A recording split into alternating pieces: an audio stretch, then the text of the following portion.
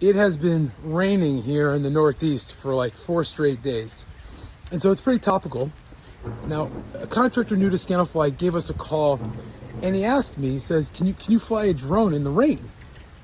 That's a fair question. You know, a new technology, wanting to understand the parameters and limitations. I said, you know, it's like a piece of electronics. I don't recommend it. We know of some people in Washington State, for example, that have jackets they put over their drones, although I don't advocate it. So I said, well, that was my answer. I said, are you putting your guys on the roof in the rain? When you get rain for 4 straight days, are you having someone climb on a 45-degree pitched roof without a harness? Is it safe? Are you going to get good measurements in the rain? I decided to test it out for myself. So let's see what it's like.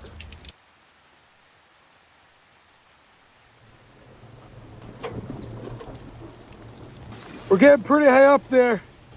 We're going to keep climbing. Rain's getting heavier. Again, I don't recommend anyone doing a survey in the rain. Oh yeah, look at that slick roof. Look at the water coming down. Is that something I want to climb on? Well, let's get up there and see. All right. Oh, that's slippery. Damn. Okay, let's keep going. All right, we got on the lower of the roofs.